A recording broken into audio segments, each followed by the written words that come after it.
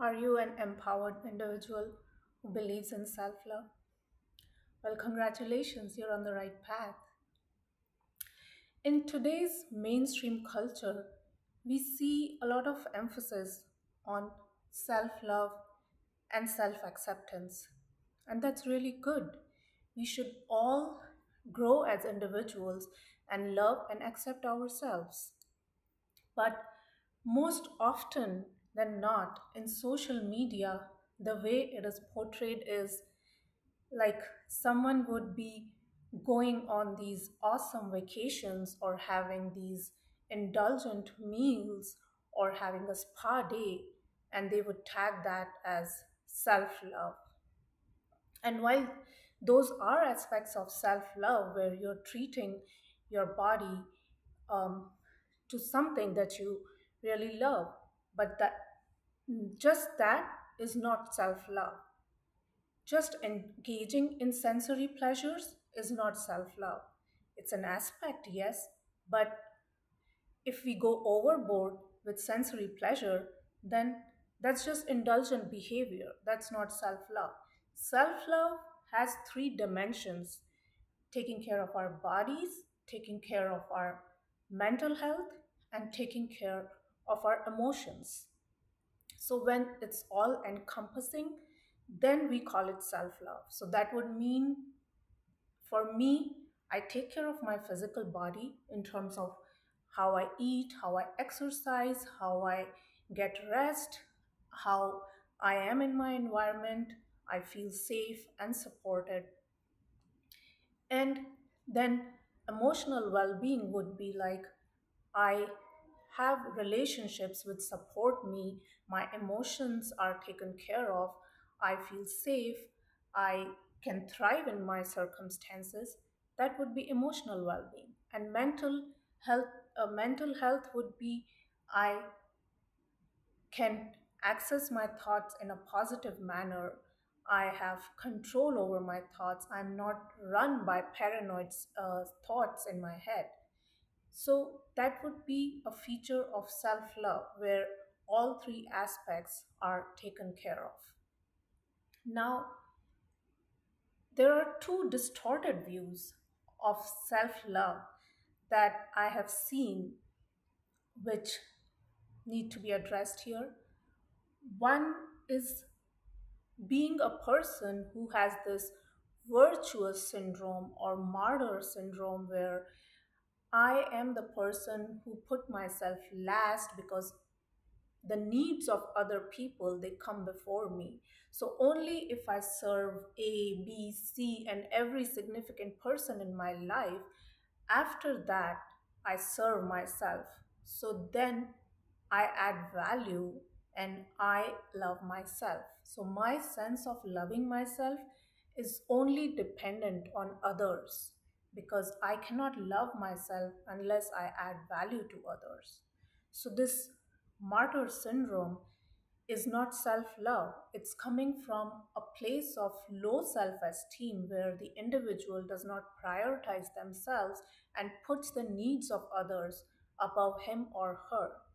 And in the long run, it will never give us those feelings of satisfaction or of safety. It would only lead to resentment because eventually we would feel like we are being taken advantage of, even though we did it voluntarily.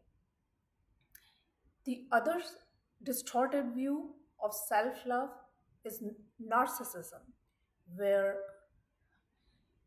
bad behavior or being insensitive to the needs of others in the name of self love, that's not self love, that's narcissism, where other people do not matter. My needs matter first. I am the prior priority in this relationship. So you better serve my needs first and we'll see about your needs later. That's not self love, that's narcissism.